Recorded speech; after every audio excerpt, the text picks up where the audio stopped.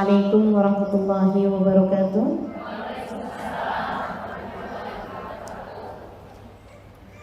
Alhamdulillah.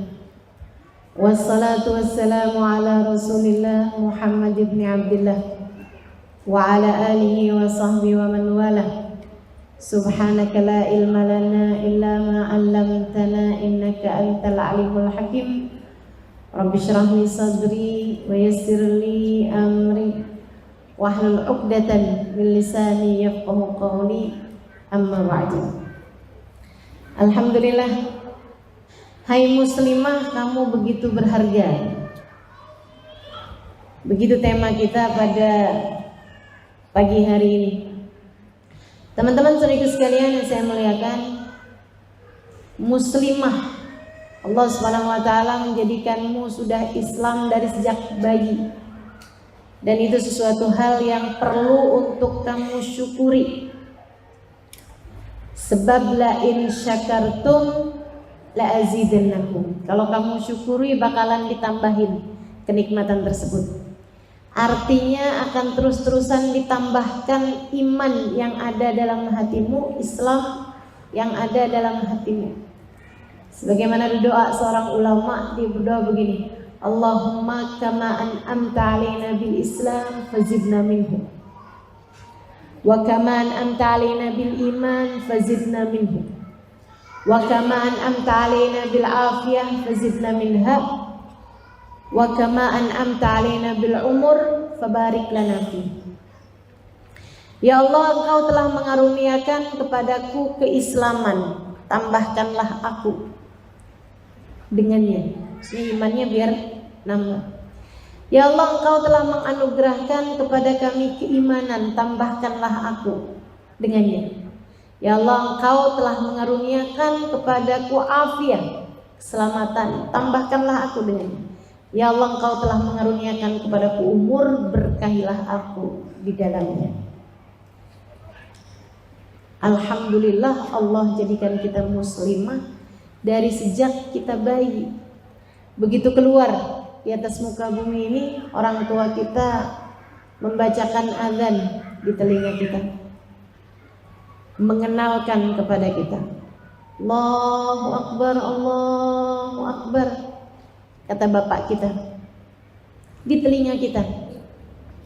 Karena memang telinga itu adalah organ tubuh yang pertama kali dibuka, sebagaimana ianya akan menjadi organ tubuh yang paling akhir ditutup.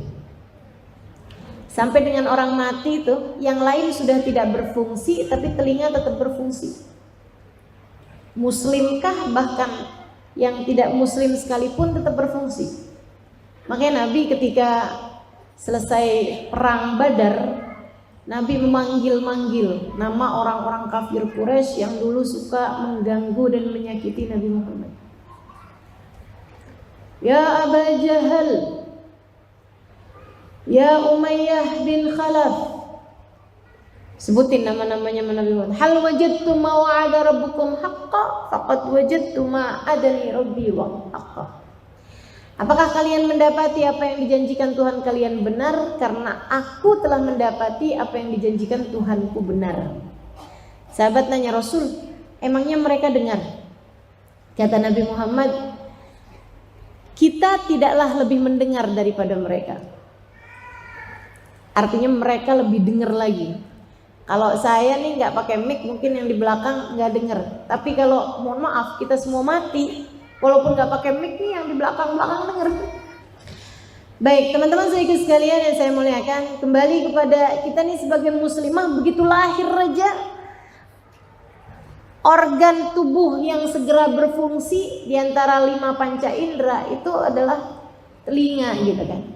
Itu subhanallah, kita udah langsung disampaikan Allahu Akbar, Allahu Akbar, Allah Maha Besar, Allah Maha Besar. Lagi nenangin banget itu teman-teman sekalian, nenangin banget gitu. Begitu keluar kan bayi nangis. Ada nggak di sini yang begitu keluar ketawa gitu? Atau bersin gitu keluar asyik? Ya nggak ada ya. Gitu keluar kan anak pasti nangis gitu. Tahu kenapa? Takut. Kenapa anak ketika keluar dari rahim ibunya nangis? Karena dia takut dengan sesuatu hal yang baru, dengan sesuatu yang tidak nyaman. Biasa di dalam perut ibunya hangat, biasa dalam perut ibunya serasa didekap gitu. Begitu keluar, ya ampun gede banget nih gitu. Takut, nangis. Teman-teman sekalian, makanya segera diazanin sama bapak. Allahu Akbar. Anakku sayang, jangan takut. Bersama dengan kita ada Allah yang maha besar. Kamu takut, bapak juga takut. Takut gak bisa biayain sekolah. Takut nanti kamu susah nyari jodoh. Takut dengan kehidupan di depan. Tahu-tahu tahun 2019, tahun 2020 ada PPKM. Siapa sangka? Takut. Akan tetapi Allahu Akbar, bersama dengan kita ada Allah yang maha besar. Asyhadu an la ilaha illallah. Anakku sayang, kendali hidupmu tidak berada padaku orang tuamu. Akan tetapi kendali hidupmu ada pada Allah. Tahuilah nak, tidak ada Tuhan kecuali asyhadu anna Muhammadar Rasulullah. Ketahuilah anakku sayang, pimpinanmu dalam kehidupan, imammu dalam kehidupan, yang kamu ikuti dalam kehidupan, kiblat ruhmu dalam kehidupan di atas muka bumi ini adalah bagindamu Nabi besar Muhammad sallallahu alaihi wa ala alihi wasallam. Masya Allah, begitu agung. Jadi begitu kita keluar aja udah Allah subhanahu wa ta'ala pastikan kita muslim, kita mukmin. Alhamdulillah. Makanya kenapa kita ini nggak perlu syahadat lagi ketika balik? Ada nggak yang begitu mens gitu kan? Ayo dibaiat syahadat, asyhadu an la ilaha illallah, asyhadu anna Muhammadar Rasulullah. Nggak pakai teman-teman. Kenapa gitu? Karena kita sudah dari lahir sudah dibaiat dengan azan yang disampaikan oleh ayah kita, orang tua kita. Alhamdulillah, nikmat besar. Allah menjadikan kita muslimah. Allah menjadikan kita beriman, enggak laki-laki, enggak perempuan. Nikmat besar. Kepada perempuan jauh lebih besar lagi. Kenapa gitu? Karena sebelumnya kita ini berada dalam masa gelap, dianggap sebagai bangsa nomor 2. Perempuan ini dulunya dianggap bangsa nomor 2, kalau enggak malah nomor 17. Kayak gak dianggap gitu. Bahkan dijadikan setengah barang. Manusia ini, perempuan ini dijadikan sebagai komoditas. Makanya kalau sekarang ini orang-orang berusaha menjadikan perempuan sebagai komoditas, hanya sebagai, paham maksud saya komoditas, barang jualan gitu buat kaum laki-laki. Kamu tidak sedang menuju kepada kemodernan, kamu sedang menuju kepada keterbelakangan. Kalau untuk pakai pakaian seksi dilihat sama laki-laki, kemudian mereka menjadi naik birahi, itu kemunduran, teman-teman. Kemunduran. Kalau untuk menjadi seorang perempuan yang demi untuk gaya hidup kamu jual diri, itu namanya bukan kemajuan. Meskipun andai dibayar dengan 80 juta per jam sekalipun kamu begitu murah, sebab nilaimu tak terbayar seharusnya. Maka saudaraku sekalian yang saya muliakan, Allah subhanahu wa ta'ala menjadikanmu mulia. Dari yang dulunya dianggap sebagai bangsa nomor sekian. Saya pernah baca syariat agama, ya, baik itu agama langit ataupun agama bumi gitu, agama buatannya orang gitu kan, agama bumi ataupun yang syariat agama langit, itu tidak ada yang lebih memuliakan kita daripada ajaran agama Islam. Dulu tuh kalau perempuan lagi mens itu nggak boleh ada serumah dengan laki-laki. Jadi kalau kamu datang mens, ditaruh kamu di rumah kecil, ruangan kecil seberang rumah. Enggak dianggap sebagai yang boleh nyatu gitu sama kaum laki-laki kalau lagi mens. Padahal kan mens bukan dari kita ya. Saudara sekalian yang saya muliakan, ada lagi tuh orang-orang zaman dulu, kaum jahiliyah, ini yang bukan syariat agama langit ya. Itu perempuan tidak boleh tertawa. Setiap kali perempuan tertawa, suaminya boleh nyabut satu giginya. Alhamdulillah kita nggak hidup di zaman itu. Kalau nggak, saya yakin ompong semua yang ada di sini. Tiap ketawa suaminya ambil catut. Sini buka mulut kamu, jeder, ya Allah, ya Allah. Nggak dianggap.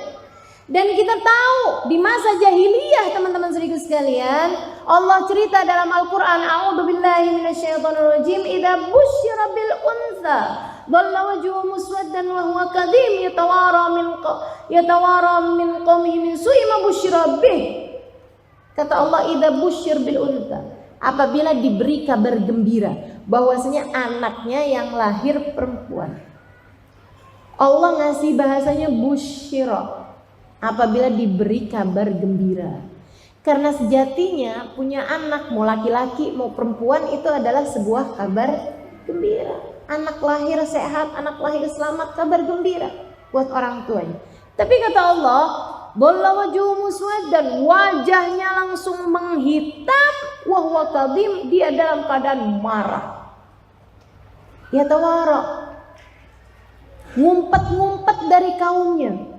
Min su'i ma busyira bih, dari buruknya kabar yang mereka terima. Bahkan ada yang kalau istrinya melahirkan dibuatin lubang di bawahnya. Begitu dilihat sama dukun bayinya, lihat laki perempuan. Kalau laki-laki putusin tali pusarnya, selamatin. Kalau perempuan putusin tali pusarnya, langsung dikuburin hidup-hidup saat itu juga, sebelum sang ibu sempat melihat bayinya. Ada juga yang dikuburinnya tar kalau udah mulai umur 3 tahun, 2 tahun gitu. Kayak gitu tuh keadaan bangsa ketika Islam datang. Saat Islam datang, teman-teman sekalian, Masya Allah, Nabi Muhammad sayangnya sama kita kaum perempuan luar biasa.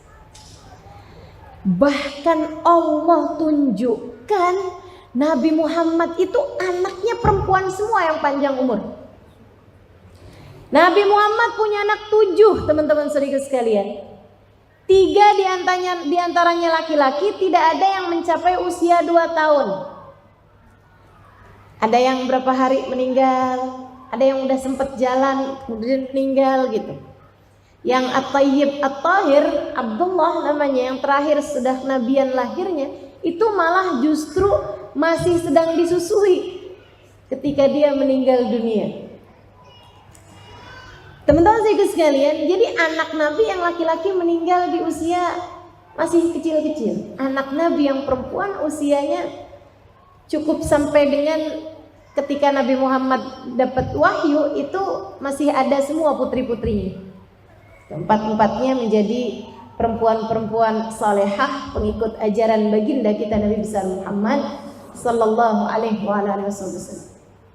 Nabi Muhammad sangat menyayangi mereka semua, sangat menyayangi mereka semua. Terutamanya yang kecil, Sayyidah Fatimah Zahra, karena di saat Nabi Muhammad dapat wahyu, kemudian segala macam godaan, segala macam gangguan dari kaum kafir Quraisy diterima oleh Nabi Muhammad alaihissalam. Saat itu anak-anak Nabi Muhammad yang lain, yang perempuan-perempuan sudah pada nikah. Mereka kan nikahnya kecil-kecil, gitu ya. Pada masa tersebut mereka kulturnya memang menikah masih pada muda-muda gitu. Nah yang sisa hanya Sayyidah Fatimah Zahra yang ada di rumah, sehingga dialah yang menjadi penghibur, dialah yang menjadi jantung hati, belahan jiwa Nabi besar Muhammad sallallahu alaihi wasallam. Nabi menyayanginya, mencintainya, menunjukkan rasa cintanya tersebut kepada semua orang. Sehingga orang ketika melihat cara Nabi Muhammad menyayangi putrinya, taulah mereka bahwasanya seharusnya seperti itulah seorang laki-laki memperlakukan anak-anaknya, anak-anak perempuannya. Teman-teman saudariku sekalian yang saya muliakan, Nabi Muhammad itu tiap kali ketemu sama Sayyidah Fatimah, teman-teman saudariku sekalian yang saya muliakan, jadi kepada Sayyidah Fatimah, Nabi itu tiap kali ketemu dipeluk. Sayyidah Fatimah itu dipeluk dan dicium di antara dua keningnya. Dari Sayyidah Fatimah kecil sampai Sayyidah Fatimah nikah, punya anak dan seterusnya. Itu teman-teman sekalian, saya nggak bisa bayangin di zaman itu ya. Di zaman sekarang aja itu tuh romantis banget loh. Siapa di antara kita yang ketika berjumpa dengan ayah kita memperlakukan kita seperti itu sampai dengan kita dewasa sekalipun? Siapa? Saya rasa jarang sekali ya. Tiap kali ketemu ayahnya pelukin, kemudian dicium di antara keningnya. Nabi Muhammad berbuat itu di zaman di mana anak-anak perempuan dibunuh hidup-hidup. Di zaman di mana perempuan nggak boleh ketawa. Nabi pelukin anaknya, Nabi ciumin keningnya, Masya Allah. Bahkan Nabi punya kode-kode sama Sayyidah Fatimah itu. Sayyidah Fatimah baru ngetuk pintu berapa kali aja Nabi udah langsung tahu kalau itu adalah ketukan putrinya Fatimah. Demikian pula dengan Nabi Muhammad kepada Sayyidah Fatimah. Asal Nabi Muhammad datang baru ketuk berapa kali aja udah langsung tahu bahwasanya itu adalah Nabi Muhammad SAW. Sayyidah Fatimah akan berkata bahwa dialah sendiri yang akan membukakan pintunya. Ada anaknya atau suaminya Ali gitu ya, mau bukain pintu, jangan. Itu adalah ayahku Nabi Muhammad SAW. Biarkan aku sendiri yang membukakan pintunya. Masya Allah. Dari perlakuan, bahkan juga dari ucapan. Nabi itu ucapannya kepada Sayyidah Fatimah romantis banget teman-teman. Salah satu ucapan yang paling romantis, Fatimah bid'atun minni. Kata Nabi Muhammad, Fatimah bagian dariku, semacam separuh aku Fatimah. Siapa di antara kita yang ayahnya pernah ngomong begitu kepadanya?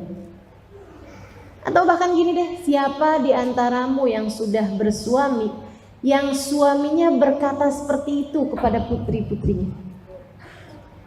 Nabi Muhammad berkata seperti itu kepada putrinya. Karena Nabi Muhammad menganggap Sayyidah Fatimah begitu berharga, begitu berarti. Fatimah ummu abiha, kata Nabi Muhammad SAW. Fatimah adalah ibu bagi ayahnya. Fatimah adalah ibu bagi ayahnya, abiha.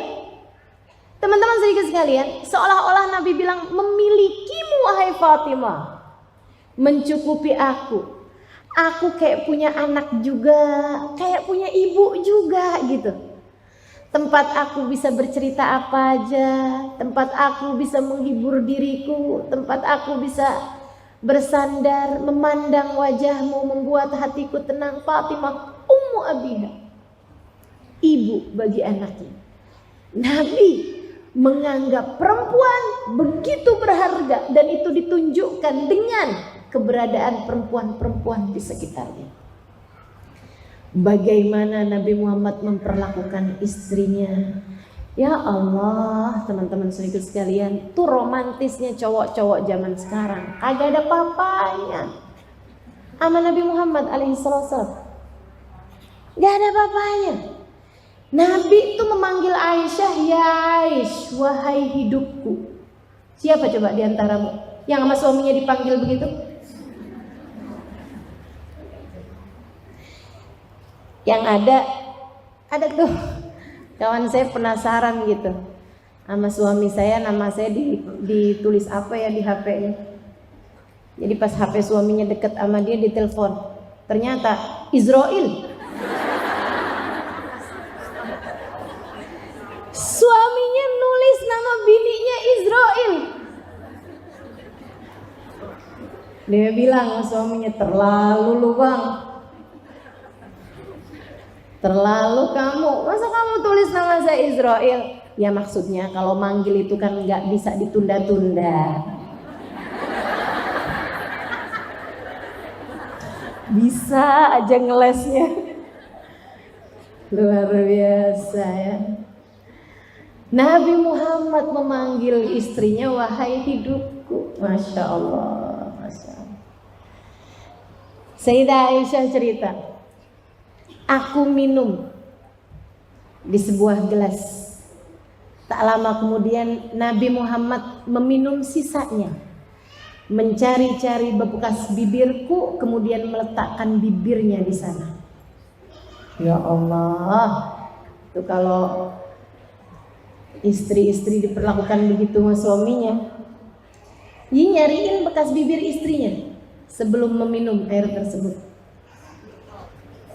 Luar biasa banget kan? Nabi menghargai istrinya, romantis sama istrinya teman-teman. Nabi terhadap Sayyidah Sofiyah misalnya, waktu Sayyidah Sofiyah mau naik unta, beliau itu memang lebih tidak tinggi gitu. Sayyidah Sofiyah mau naik ke atas unta, nggak sampai, padahal untanya udah merunduk, tetap aja agak tinggi gitu buat Sayyidah Sofiyah. Nabi Muhammad di depan unta tersebut duduk mempersilahkan pahanya untuk menjadi tangga buat Sayyidah Sofiyah. Suami mana yang kayak gitu kira-kira? Jadi kalau kamu belajar, kalau para laki-laki mau belajar tentang bagaimana menghargai istri, itu bukan belajar sama orang zaman sekarang, tapi belajar sama seseorang yang telah mengajarkanmu kemuliaan perempuan 1400 tahun yang silam. Baginda kita Nabi besar Muhammad sallallahu alaihi wasallam. Sayyidah Aisyah tuh cerita, Nabi Muhammad tuh sering banget mengulang-ulang Al-Quran sedangkan kepalanya bersandar di bahuku atau di pangkuanku. Ini naruhin kepalanya di pangkuan Sayyidah Aisyah, mengulang-ulang pembacaan Al-Quran. Masya Allah, Masya Allah. Begitu menghargai perempuan. Jadi gak ada ceritanya dalam Islam tuh perempuan dianggap sebagai bangsa nomor sekian. Kalau orang menganggap dalam Islam nih perempuan ada diskriminasi gitu, terdapat diskriminasi kayak semacam penurunan hak bagi perempuan. Kita bicara tentang emansipasi wanita, persamaan hak dan derajat kaum wanita dengan kaum laki-laki, dan itu tidak ada dalam Islam. Kamu belajarnya kurang lama, kamu ngajinya kurang panjang. Jangan-jangan selama ini kamu baru cuman pesantren kilat doang, atau bahkan ngaji dari Mbah Google. Belajar Qur'annya dari terjemahan Qur'an, ya nggak kena teman-teman, nggak kena, nggak bisa begitu. Pelajari sejarah, kamu akan tahu betapa Islam meninggikan derajat kaum perempuan. Kita kaum perempuan di mata Islam, dalam pandangan Allah, dalam pandangan Rasulullah, kita begitu berharga. Nabi Muhammad menyebut kita sebagai tiang. Kata Nabi Muhammad alaihissalam, al-mar'atu imadul bilad. Perempuan adalah tiangnya negara. Idza saluhat saluhatil bilad, wa idza fasadat fasadatil bilad. Perempuan itu tiangnya negara, kata Nabi. Perempuannya baik, baik negaranya. Perempuannya rusak, rusak negaranya. Nabi menyebut kita sebagai tiang. Jadi kalau ada orang ngatain kita sebagai keset, jangan percaya. Kalau ada orang anggap kita sebagai keset, jangan percaya. Nabi menyebut kita sebagai tiang. Kenapa tiang? Sebab seluruh yang ada dalam bangunan kepadanya bertumpu. Perempuan tuh, semua urusan dalam rumah tangga tumpuannya sama perempuan. Kan begitu? Makanya teman-teman saudara sekalian, kalau perempuannya kuat-kuat, yang di rumah tuh kuat-kuat semuanya. Kalau perempuannya rapuh, di rumah itu juga semuanya rapuh. Coba lihat aja, kalau udah ngeliatin orang gitu, suami bahagia, anak bahagia, itu pasti karena ada perempuan, ibu di dalam rumah tersebut yang bahagia. Tapi begitu semuanya kayak yang loyo banget, kayak hidup segan mati tak mau gitu. Kayak yang aku adalah orang paling menderita di dunia. Kenapa nih COVID gak kelar-kelar? Kenapa kita gak bisa kayak orang piknik gitu? Dari dulu, sejak gak ada karantina, kita juga emang gak pernah keluar negeri, katanya gitu. Ya kan mestinya disyukurin ya. Gak ada urusan sama karantina beberapa hari juga. Emang dari dulu juga gak pernah pakai paspor. Teman-teman saudara sekalian yang saya muliakan, tuh kalau udah yang sedih-sedih semua dalam rumah tuh pasti ada cewek yang tukang sedih dalam rumah tersebut. Ibunya tuh tukang sedihan. Makanya keluarga begitu semua modelannya. Karena kamu tiangnya, teman-teman. Ini saya punya cerita. Ada namanya Syekh, saya sempat ziarahi kemarin waktu di Mesir. Namanya Ibnu Daqiqil Aid. Saya tuliskan juga nggak salah ya di buku Muhasabah Cinta mungkin. Namanya Syekh Ibnu Daqiqil Aid. Namanya tuh ada gitu, tapi orang enggak panggil namanya karena sesudah kejadian ini semua orang memanggil dia sebagai Ibnu Daqiqil Aid. Syekh Tepung Lebaran. Mana ada Syekh dipanggil Tepung Lebaran? Ini ada gara-garanya, ada sebabnya. Jadi nih, ada seorang syekh besar. Ilmunya Masya Allah luar biasa. Istrinya sangat solehah. Gak pernah nuntut, gak pernah apa-apa gitu. Mereka hidup miskin, tapi kaya dalam hal agama. Kaya dalam hal ibadah. Ini ya, kehidupannya kelihatannya miskin secara materi, tapi mewah secara agamanya.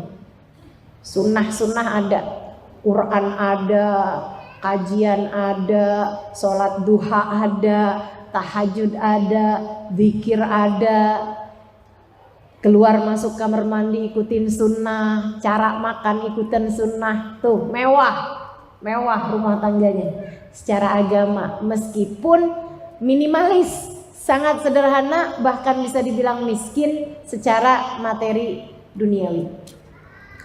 Satu waktu si istrinya Syekh ini nih lagi jalan, ketika didengar ada orang-orang lagi muji-muji suaminya, kepo, pengen tahu. Dan anak-anak muda aja bilang, ih Syekh kita tuh ya ampun, pinter betah pokoknya, pinter banget. Kayak wis komputer berapa tuh ya di kepalanya gitu. Zaman itu belum ada komputer ya. Kayak nampung memorinya tuh banyak banget gitu di kepalanya. Ini tahu, itu tahu, sejarah hafal. Wih luar biasa. Siapa gurunya ya?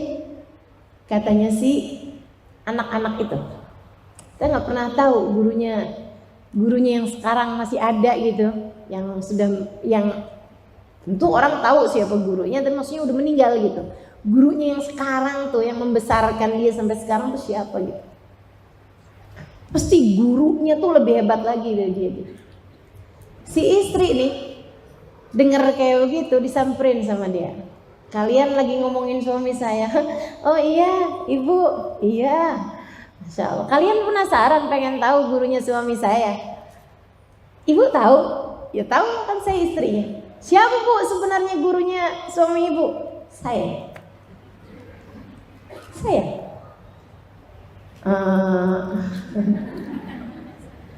Kalau kalian nggak percaya, ntar tungguin ya. Kalau hari raya sholat id, saya nggak mau ngajarin khutbahnya. Iya deh, kita mau liatin. Udah pamitan pulang. Sepanjang Ramadan tuh suaminya ngajar juga, ngimamin sholat id, sholat taraweh, sholat apa segala macam gitu. Tapi orang-orang pada nungguin nih kalau ini khutbah, gurunya nggak mau ngajarin dia, istrinya nggak mau ngajarin dia gimana keluarnya gitu. Masuk Lebaran, masuk puasa, istrinya yang biasanya nggak pernah minta apa-apa sama suaminya, mulain bilang gitu, bang, disebutin anaknya gitu ya, kemarin tuh pulang dari rumah temennya, dia cerita katanya habis makan kue enak dah bang, saya udah belajar cara bikinnya, ntar kalau mau lebaran kasih saya tepung ya bang, saya mau bikin kue lebaran. Oh iya, subhanallah, emang kebetulan ya, itu di masa-masa lebaran, di masa-masa puasa nggak dapat rezeki lebih buat beli tepung lebaran. Memang semiskin itu mereka, jadi nggak keburu-keburu buat beli tepung lebaran, cuman keburunya buat buka sahur gitu aja. Tambah deket-deket lebaran nih, istri yang nggak pernahnya malah mulai ngerongrong, bang, tepung lebarannya udah ada bang, saya udah belajar, udah bisa bikin kuenya, udah nanya tetangga sebelah, tepung lebaran ya bang. Iya, sedih hati suami karena istrinya ini sangat soleha. Beda sama istri emang tukang minta, beda. Kamu nggak bisa praktekkan ini kepada suamimu jika selama ini kamu selalu menjadi tukang rongrong buat dia, nggak pernah minta-minta istrinya selama ini. Jadi kan begitu dia minta, kan jadi bahan pikiran buat suaminya gitu. Ya Allah, nggak pernahnya minta. Begitu minta saya nggak bisa ngasih, sedih gitu suaminya.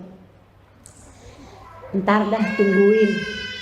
Mudah-mudahan akhir Ramadan nih ada yang bisa kita dapat rezeki. Gitu. Sampai malam Lebaran teman-teman, itu benar-benar gak ada gitu. Dan subhanallah si istri yang emang udah sengaja di skenario sama dia, setiap kali suaminya mau buka kitab, bang tepung lebaran gimana bang,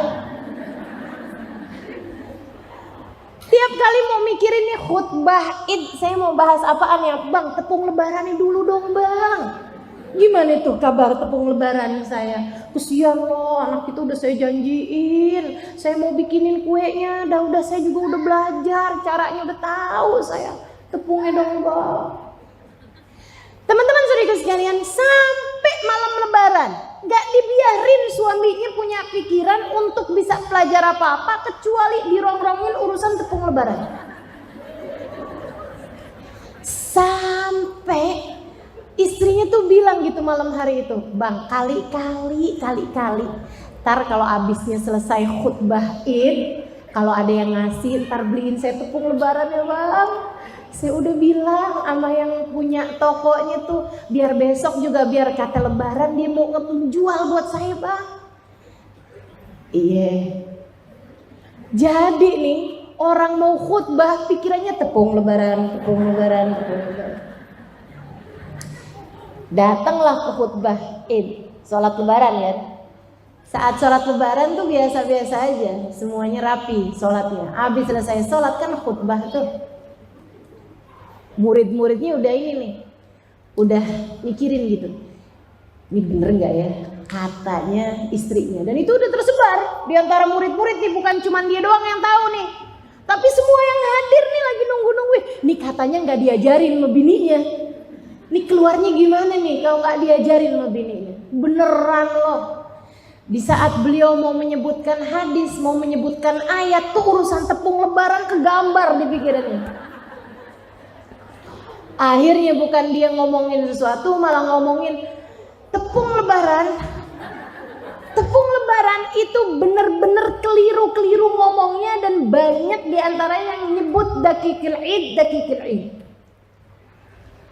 Katanya orang-orang beneran kalau nggak diajarin sama bininya dia nggak bisa apa-apa ternyata. Masya Allah. Ini cerita ngasih tahu betul pengaruhnya seorang perempuan yang soleha terhadap diri suami dan anak-anaknya. Makanya teman-teman saya sekalian, kalau presiden tuh disebut 01, istrinya presiden tuh 00. Kan begitu? Maka demikian pula dengan dirimu. Sebagai perempuan kamu sangat berharga dan sangat berpengaruh. Nabi Muhammad menyebutmu sebagai tiang. Sebagai tiang. Jadi kalau kamu ngelihat suamimu ambruk, anak-anakmu ambruk, kamu harus tahu bahwa sebenarnya yang harus dikuatkan, yang harus dikokohkan terlebih dahulu adalah dirimu. Jadilah kuat untuk bisa menguatkan, sebab kamu adalah tiangnya. Coba ibu-ibu nih yang udah pada punya suami, saya rasa kamu ngerti deh apa yang saya maksudkan.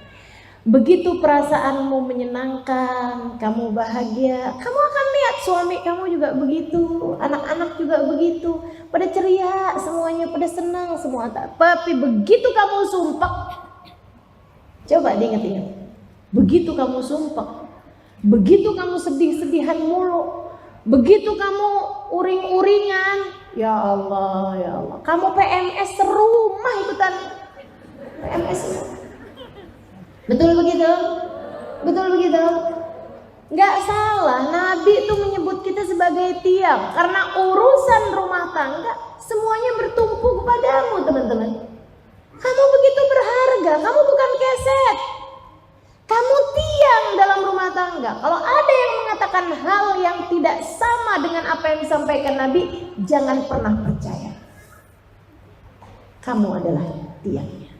Begitu kata Nabi kita Muhammad sallallahu alaihi wasallam. Makanya sama Allah perempuan ini didesain untuk bisa mengerjakan beberapa hal sekaligus. Otak perempuan nih bisa mengerjakan berbagai macam hal secara sekaligus, teman-teman saya sekalian. Nggak lihat tuh betapa multitaskingnya perempuan-perempuan itu. Jam-jam segini nih kalau ada di rumahnya sambil buka radio, buka TV juga. Sambil masak, baju sebagian udah masuk ke mesin cuci, gendong anak. Itu ya ampun, berapa kerjaan tuh yang dia lagi kerjain. Segitunya yang ada di TV nyambung loh. Ngerti dia, lagi ada gibah apa yang ada di TV. Dia paham, abis itu ada telepon bunyi, dia bisa ngangkat. Abis itu ngomongin yang ada di TV, gosip sama temennya. Berapa pekerjaan sekaligus yang dia sedang kerjakan. Makanya sampai-sampai saya pernah dikasih tahu ya, bahwasanya kalau kamu ngobrol sama anak laki-laki, sama orang laki-laki, dia sambil mengerjakan sesuatu, jangan percaya dia nggak mendengarkan. Ada anakmu sambil mainan game, laki-laki gitu ya, sambil main game dia, kamu bilangin dia gitu, ngomongin dia gitu. Jangan percaya, dia nggak dengerin kamu. Dia konsentrasi pada satu hal. Tapi kalau anak perempuan, kamu ngajakin ngobrol dia sambil ngegambar, biarin, nggak apa-apa. Anak perempuan sambil gambar gitu kan, kita sambil ngomongin dia gitu, nggak apa-apa. Dia akan masuk. Makanya saya kalau hadir ngaji gitu, ada anak perempuan-perempuan dia sambil ngapain gitu, saya tahu dia sedang mendengarkan saya. Kenapa gitu? Itu perempuan tuh, antara tangan sama kepala nggak harus nyambung. Tangan ngerjain apa, kepala ngerjain apa tuh dia bisa. Kalau laki-laki rada susah. Teman-teman saya sekalian, keseimbangan otak kanan sama otak kiri. Siapa yang desain seperti itu? Allah Subhanahu wa taala. Karena tahu bahwa perempuan adalah tiangnya. Kamu berharga dalam pandangan Allah, melaksanakan visi misi kehidupan yang begitu berharga. Karenanya Allah Subhanahu wa taala mendesainmu dengan luar biasa. Saudariku sekalian yang saya muliakan, Nabi Muhammad sallallahu alaihi wasallam, ketika kamu jadi anak, ketika kamu anak, Nabi menganggapmu begitu berharga. Saya kalau ingat-ingat ini ya, ngeliatin ya Allah, sebagai perempuan nih kita nih berkelas surga.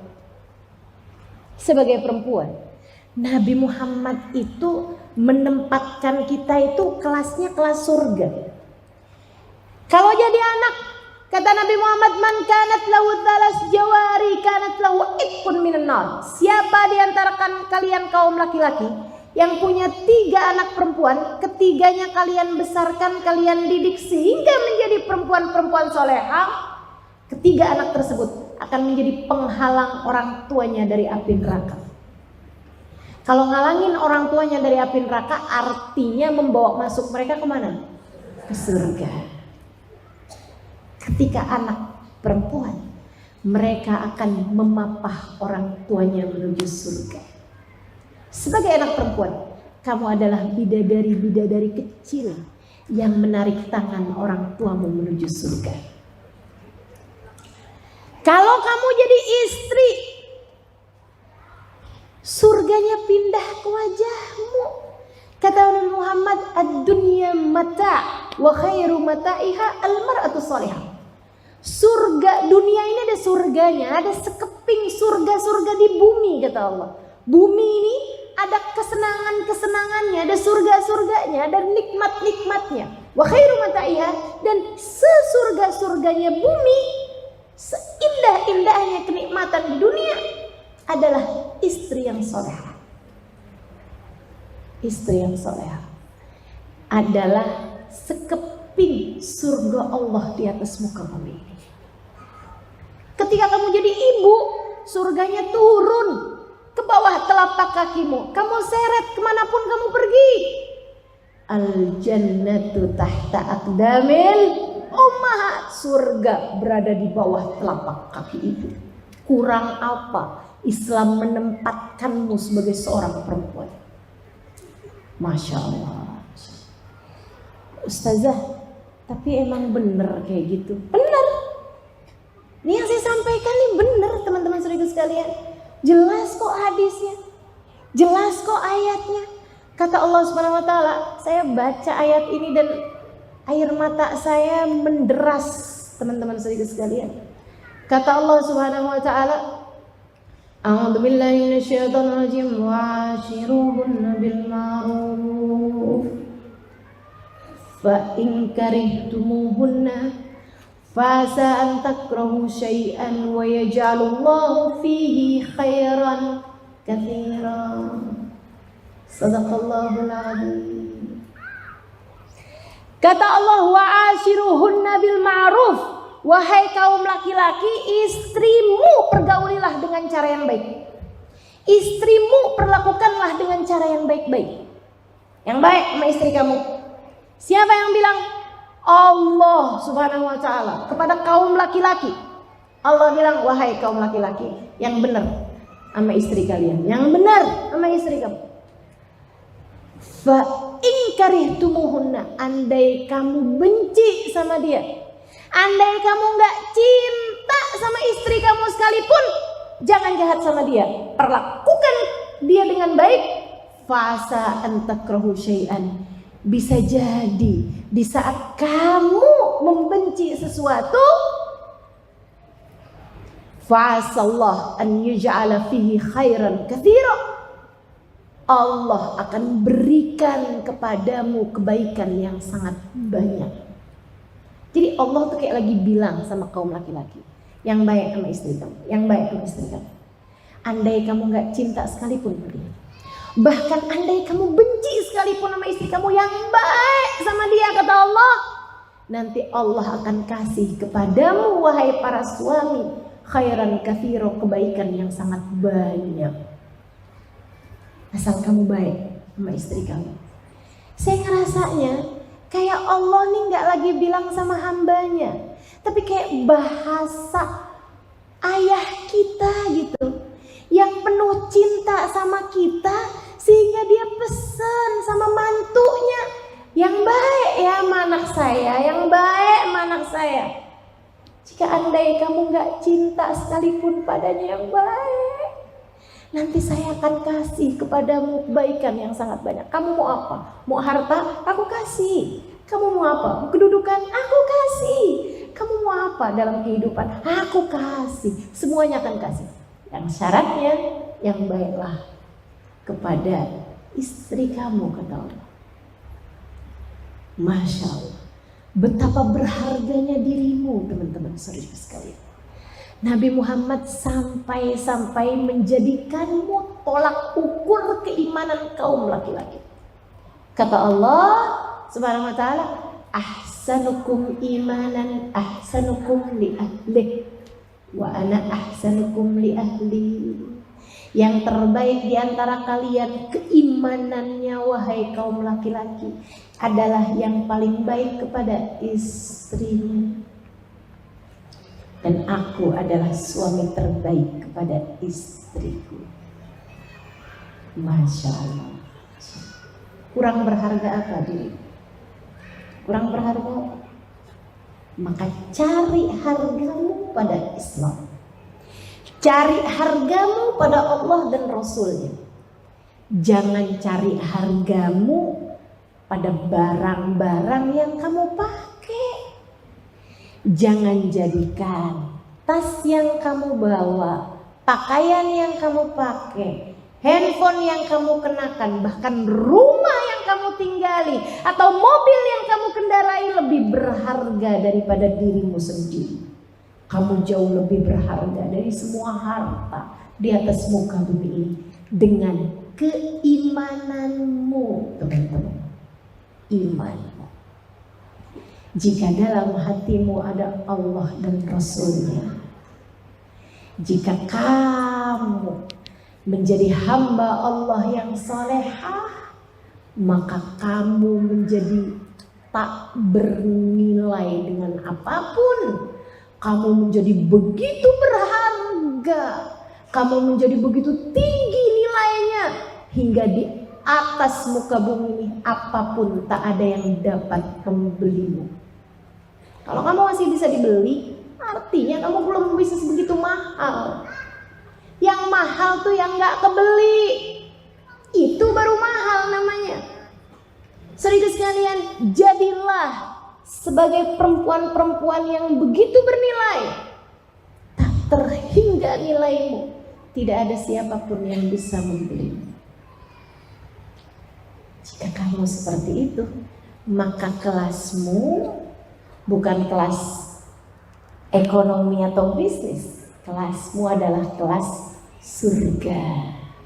Seperti yang dijanjikan Nabi besar Muhammad sallallahu alaihi wasallam.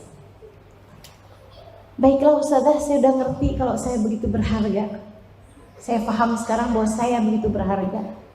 Gimana caranya agar saya tidak melepaskan keberhargaan saya ini? Di mana letaknya? Di mana saya bisa menuju kepada harga diri saya? Saudariku sekalian saya muliakan, seperti yang tadi saya sampaikan, hargamu ada pada Allah dan Rasulnya. Hargamu ada pada taat kepada Allah dan Rasulnya. Hargamu ada pada kedekatan kepada Allah Subhanahu wa ta'ala dan Rasulnya. Hargamu ada pada nilaimu ketika kamu menjadikan prioritas dalam kehidupanmu adalah Allah dan Rasulnya. Lillah wa li Rasul.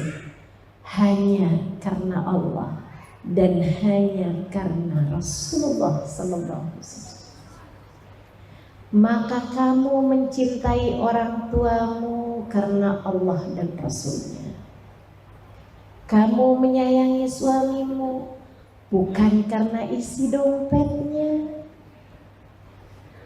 bukan karena indah senyumnya, bukan karena damai tatapnya. Karena itu semuanya tuh ada waktunya. Yang bisa bilang, aduh suami saya tuh senyumnya manis banget, itu palingan pengantin baru. Yang bilang, ya Allah saya tuh kelepek-kelepek dah kalau diliatin sama suami saya, meleleh rasanya jiwa saya. Itu palingan hitungan kawinnya tanyain dah, kamu udah kawin berapa lama? 3 bulan. Iyalah. Tanyain sama yang udah kawin 20 tahun.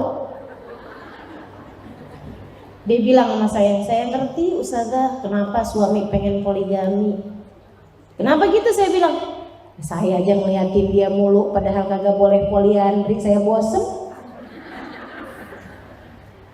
apalagi dia ustazah. Saya ngerti ustazah, walaupun belum tentu saya sabar, tapi saya ngerti gitu katanya. Begitu Bu? Enggak juga ya, oke lah, skip. Teman-teman saudariku sekalian yang saya muliakan, jadi cintai suamimu bukan karena isi dompetnya seperti yang tadi saya bilang. Maka kalau ada istri di sini yang bilang, saya kayaknya nggak tahan deh sama kamu. Kalau kamu nggak bisa bawa saya piknik dalam waktu 3 bulan ke depan, kalau kamu nggak bisa bikin saya terbang naik pesawat gitu dalam 3 bulan ke depan, saya nyerah dari kamu. Misalnya gitu ya. Kalau kamu nggak bisa beliin saya rumah sampai bulan yang akan datang, saya pisah aja dari kamu. Kalau kamu nggak bisa ngasih saya sekian dalam waktu berapa bulan ke depan, kita di rumah ngontrak mulu. Saya mau kita punya rumah sendiri dah pokoknya. Kalau kamu nggak bisa ngasih saya rumah dalam beberapa bulan ke depan, saya menyerah aja dari istri kamu. Itu teman-teman saudara sekalian, kamu bukan istri yang lillah wali rasulih. Kamu tidak berharga, sebab hargamu hanyalah beberapa lembar isi dompetnya aja. Kalau senyum kamu seharga berapa yang dia kasih ke kamu, kamu belum sebegitu berharganya artinya. Tapi kalau kamu bisa senyum tanpa lihat tanggal, baru tuh dia tuh. Ini dia perempuannya yang bernilai surga. Ini dia perempuannya yang berkelas surga. Teman-teman saudara sekalian, perempuan berkelas surga yang apabila dia merasa suaminya menyakiti dia atau ada anggota keluarganya yang begitu menyedihkan hatinya, dia nggak curhat sana, curhat sini, cerita sana, cerita sini, bahkan di media sosial, sebel gue laki gue. Nulis di curhat di media sosial. Teman-teman saudara sekalian, siapa di antaramu yang masih ngerjain itu saya bilangin, berhenti. Yang suka nulis status di media sosial, sedih saya atau seneng banget saya karena suami saya begini, begitu, begini, begitu. Transferan suaminya difoto sama dia, ditaruh gitu di media sosial. Teman-teman saudara sekalian, berhenti. Kenapa gitu? Jika kamu bahagia, kamu hanya mengundang pandangan mata iri dari orang-orang di sekitarmu. Kamu bisa kena mata. Tuh kena mata. Kena pandangan mata iri gitu dari orang di sekelilingmu yang malah nantinya takut dicabut kembali kenikmatan tersebut. Kalau kamu lagi pamer-pamer kesenangan, kalau kamu lagi pamer kesedihan, kamu nggak tahu aja, kamu disyukurin orang lain. Berantem, gue bilang juga apa? Emang gitu, kayak gitu sih dia, disyukurin teman-teman saudara sekalian. Jadi gimana mestinya? Kalau kamu merasa sedang ada yang menyakiti hatimu, udah nggak usah curhat sama orang. Malam-malam hari bangun, tahajud, bukan hanya saat susah sih sebenarnya, saat kapanpun. Kamu bilang sama Allah, ya Allah, sepertinya suamiku tidak terlalu mencintaiku, atau sepertinya suamiku sedang naksir sama janda belakang rumah. Tapi saya paham ya Allah, hati manusia dapat berbolak-balik sebab hatinya berada dalam kuasa-Mu. Ya Allah, jika Engkau jadikan hati manusia rasanya dapat berbolak-balik, aku minta padamu ya Allah, tetapkan hatiku selalu dalam keimanan kepadamu. Teman-teman saudara sekalian, saya selalu menyampaikan kepada semua istri-istri yang suka surhat sama saya urusan suaminya sedang berpaling hati, saya bilang, jika ada hati seseorang berpaling darimu, itu adalah cara Allah untuk mengenalkan cintanya yang sejati padamu. Allah kayak lagi mau bilang, tuh cinta suamimu yang kamu kejar mati-matian dapat begitu mudah berpaling darimu, tapi cintaku, selagi kamu tidak meninggalkanku, cintaku akan selalu tertuju padamu. Jadilah perempuan berkelas surga, perempuan yang hidupmu kamu jadikan bukan untuk suamimu, bukan untuk anak-anakmu, tapi untuk Allah Subhanahu wa ta'ala dan Rasulnya. Kamu tidak akan pernah meninggalkan Allah dan Rasulnya untuk alasan apapun dan untuk siapapun. Dengan cara itu kamu menjadi perempuan berkelas surga. Robiah Adawiyah sampai dengan meninggalnya tidak menikah. Ini saya harus sampaikan ini nih buat adik-adik jomblo. Ustazah nih kalau urusan bahas perempuan tentang cewek yang udah nikah aja. Kita nih ustazah jangan jadi jones dong. Jomblo ngenes. Kitanya mau jadinya single happy ya. Insya Allah. Sayyidah Robiah Al-Adawiyah, teman-teman saudara sekalian, tidak pernah menikah dalam hidup. Tiap kali dilamar sama orang, katanya Robiah Al-Adawiyah, adakah kalian mampu menjamin surgaku di akhirat nanti? Kalau kamu dapat melakukannya, itu adalah maharmu untukku. Tapi kalau kamu tidak dapat melakukannya, maka aku menolak lamaran. Dia bilang maharmu untukku ridho Allah SWT. Kalau kamu bisa pastikan bahwa Allah meridhoi saya, Allah mencintai saya tidak akan minta mas kawin apa-apa dari kamu. Pernah lagi kabarnya Robiah Adawiyah ditanyain tentang urusan nikah. Kata Robiah Adawiyah, ya Allah, ya Allah, diri saya sendiri aja pingin saya cerai katanya. Nafsu saya pengen saya cerai. Saya nggak usah kayak gitu. Kerjanya apa Robiah Adawiyah? Sholat malam. Berapa rakaat tiap malam? 1000 rakaat teman-teman. 1000 rakaat. Kalau siang hari ngapain? Di belakang rumahnya ngapain? Bangun kuburan. Saya udah pernah sampai ke sana. Dulunya tempat yang dibuat sebagai galian sama Robiah Adawiyah. Robiah menghatamkan Al-Quran di sana. Berapa kali? 1000 kali hataman yang sudah beliau hatamkan di dalam tempat yang kelak akan menjadi kuburnya. Masya Allah. Sayyidah Robiah Adawiyah, cintanya kepada Allah menjadikannya berkata, "Idza sahal wuddu ya habibal qalbi, fakullu ma fawqa turabu." Jika benar cintaku padamu, wahai kekasih hati, maka semua yang ada di atas bumi ini adalah bagian dari dalam bumi juga. Tidak ada bedanya antara mereka hidup atau mati. Semuanya adalah debu di hadapanku, ya Allah. Masya Allah. Ucapan Robiah yang terkenal, jika aku beribadah hanya karena surga, ya Allah, jangan halangkan aku, jangan masukkan aku di dalamnya. Jika engkau tahu aku beribadah hanya karena takut neraka, masukkan aku di dalamnya. Akan tapi engkau tahu ya Allah, aku beribadah hanya karena cinta padamu, maka jangan halangkan aku dari perjumpaan denganmu ya Allah. Robiah. Maka teman-teman saudara sekalian, yuk jadi hamba yang dekat dengan Allah SWT. Disitulah nilaimu. Benahi sholatmu, benahi zikirmu, milikilah zikir. Tiap habis sholat jangan ditinggal. Subhanallah 33 kali, Alhamdulillah 33 kali, Allahu Akbar 33 kali. Jangan ditinggal, sebisa mungkin gitu.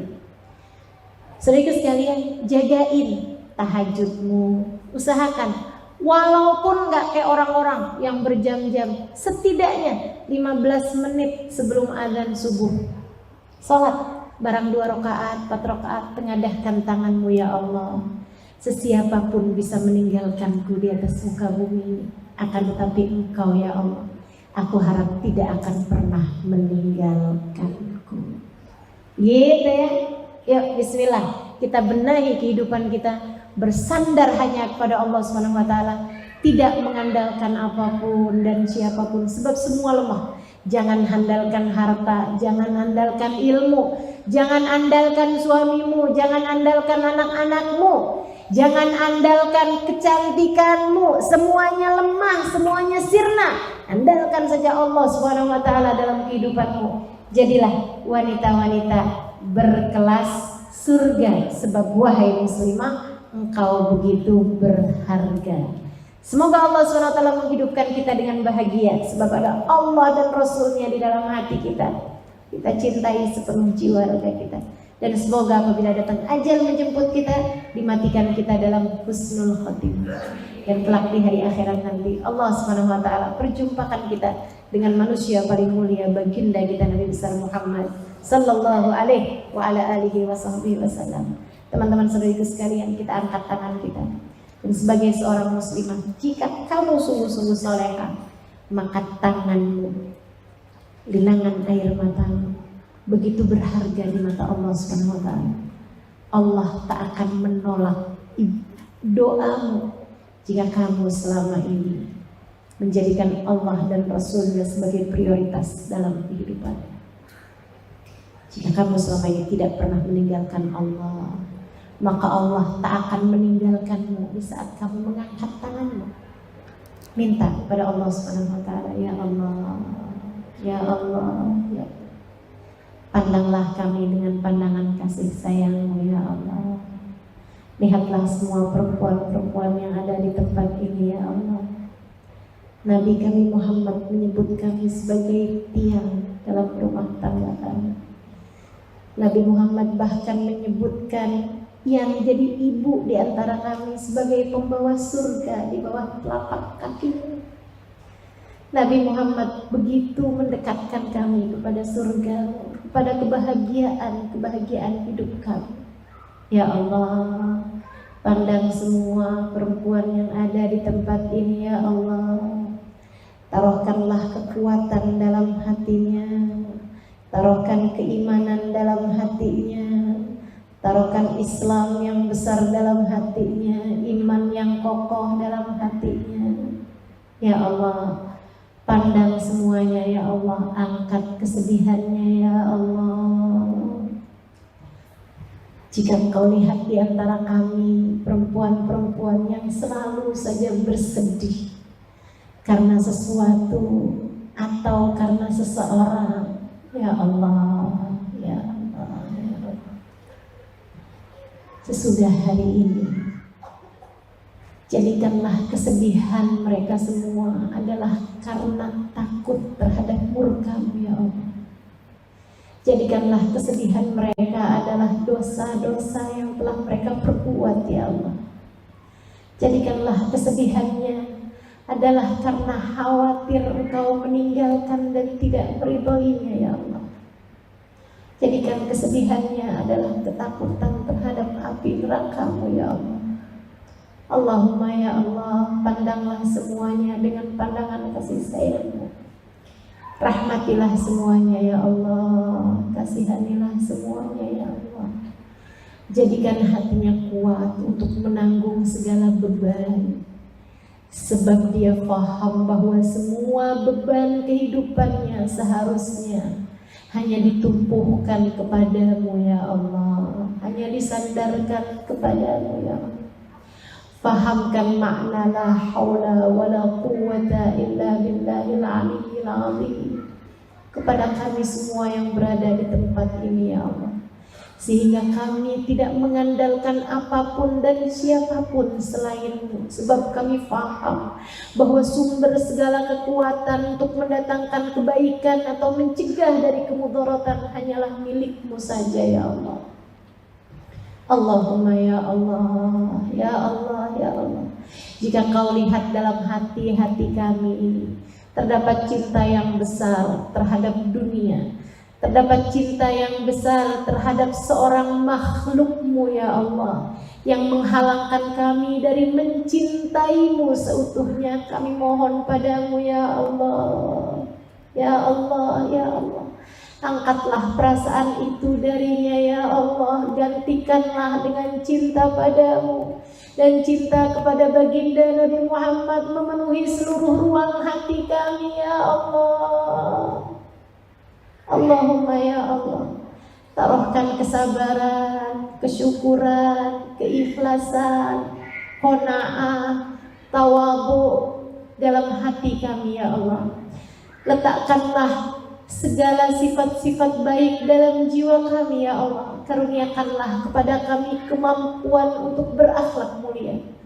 Kami mohon padamu ya Allah, ya Allah, ya Allah. Pandang kami semuanya ya Allah. Pandang lisan-lisan kami ya Allah. Jadikan lisan kami lisan yang terjaga. Hentikan kami ya Allah dari membicarakan aib orang lain.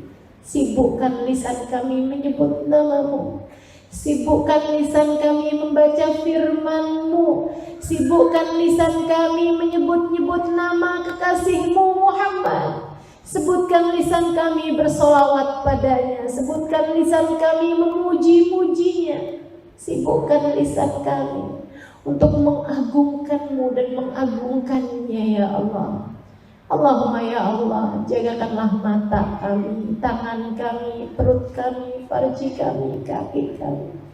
Jagakan anggota tubuh kami ya Allah, sehingga kami menjalaninya seperti yang Engkau mau, bukan seperti yang kami mau. Ya Allah, bimbing pikiran kami ya Allah, sehingga kami dapat menjadi perempuan yang salehah. Bimbing hati kami ya Allah, sehingga kami dapat merasa dengan benar, tahu, faham kapan harus bahagia dan kapan harus sedih. Kami mengerti, kami faham ya Allah apa yang harus kami syukuri dan apa yang harus kami sesali. Allahumma ya Allah, ya Allah, ya Allah, kami faham mana yang musibah, mana yang berkah.